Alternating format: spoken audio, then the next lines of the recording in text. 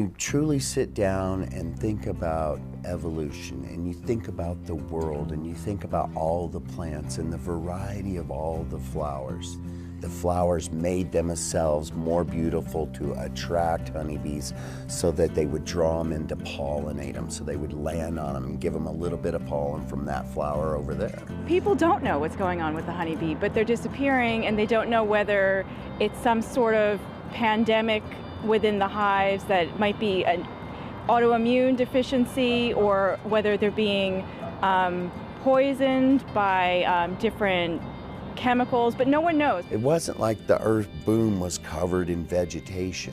It had to spread. Well, the honeybee helped spread this around the earth and at a tremendously increased rate. Because without that, most of our lands would still be barren today. Bees account for $15 billion worth of GDP in the United States on an annual basis. Bees produce beeswax, honey, royal jelly, propolis, and pollinate flowers and various fruit trees. Since 2006, beehives have been down by 30%, or 10 million beehives, which has resulted in a loss of over $2 billion nationwide.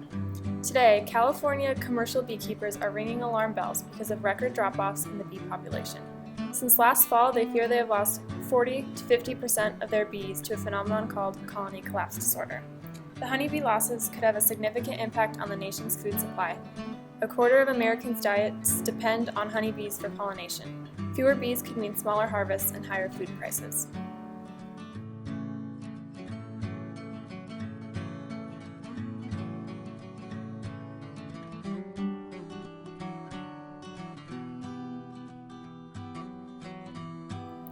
Gregg Hoffman is a local beekeeper and bee enthusiast who started his first hive just this year.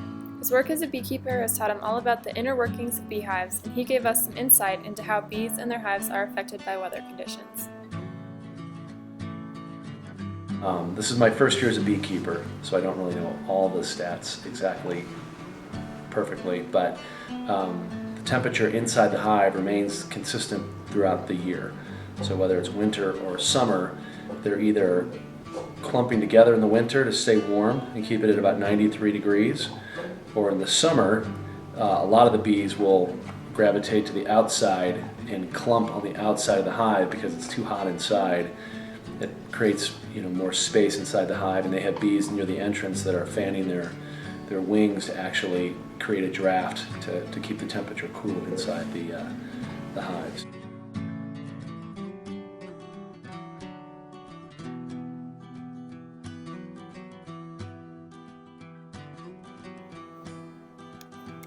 Gregg McMahan is a local Denver beekeeper who has gained national recognition as the star of the recent film Bee People. He teaches beekeeping classes for both children and adults. He's unorthodox, but his passion and knowledge captures his students' attention. We asked Gregg if he could share his insight on the impact of global warming and climate change on his experience as a beekeeper. No doubt, weather change has made a dramatic difference in beekeeping because some years, up into this year, we've had drought. So we've had a ton of drought. Now this year we had the floods, we had rain all summer long, so it was off the charts. So each year a beekeeper has to deal with the climate change, and things are changing here in Colorado. They're not the way they were 20 years ago as far as the climate, what we count on and stuff.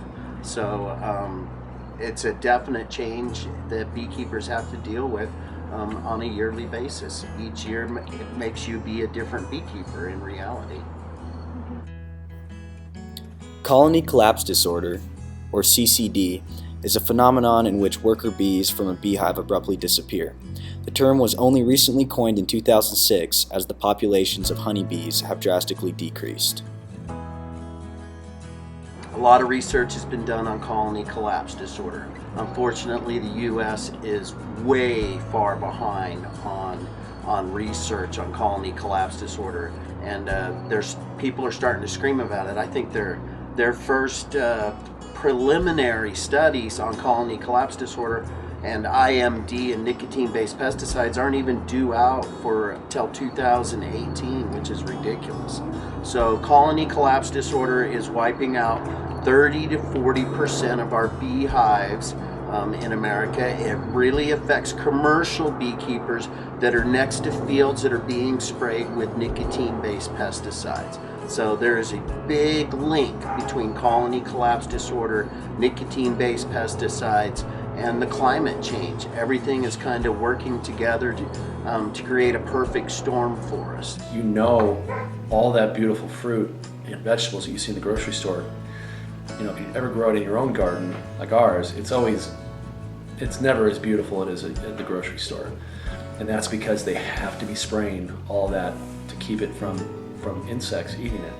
And so again, I think the bees are collecting, you know, what they do is they go and they actually land on the flower and they gather up the pollen, the dust off of that flower on their legs, and they bring it right into the hive. So they're just collecting pollen along with what has to be pesticides. It just seems so logical to me.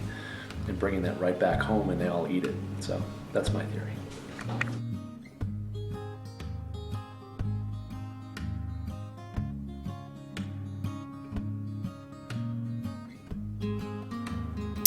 As colony collapse disorder continues to affect the honeybee population, we wonder, how does it affect us?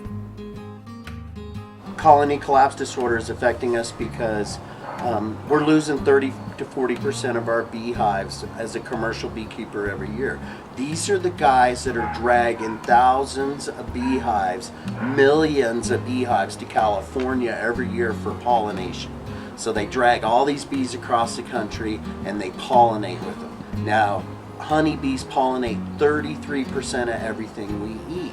90% of the world's almonds are growing in California. We have to drag an ungodly amount of beehives into there to pollinate this stuff. So these beekeepers that are providing the world with food, it's not just the United States, it's the whole world with food. They bring in these beekeepers, they have to have millions of beehives to come in, pollinate all their stuff, and then have those beehives gone in about 30 days, because if not, then the bees starve to death. So now colony collapse disorder, we have less beehives to take for pollination. We have a lower success rate of pollinating our trees and our plants, so our crops come down, the size of our fruit will also come down in size. So it really and truly is a cycle where everything is affecting us right now, and we need to pay attention to that. Nicotine-based pesticides are the most widely used insecticides in the world. Many beekeepers consider this specific pesticide as a major threat to bee populations. Europe has outlawed nicotine-based pesticides. The United States is not even really thinking about it. The state of Oregon is. State of Oregon's getting ready to get rid of them. Okay, nicotine-based pesticides. In Europe, when they did it, colony collapse disorder dropped dramatically. It was right there in front of everybody. Everybody knows what the ticking time bomb is. The United States won't pull the trigger on getting that pesticide off the market. You know, Monsanto has 77 nicotine-based pesticides. Oh my God, we're just soaking our plants and our seeds, and those seeds are already soaked in it. It grows fruit, and now we're feeding it to our families. So this is affecting us too. So it is an unbelievable cycle of what's going on. As global warming continues, bees will face more and more exposure to the pesticides that can harm colonies and encourage colony collapse disorder. Climate change has been tied to crop losses and increases in pest populations, including weeds, invasive species, insects, and insect-borne diseases. The increase in these pests will likely lead to large increases in the use of pesticides. Global warming and pesticide use are now tied together. If global warming continues in its current trajectory, pesticide use will also increase, posing a major threat to the honeybees.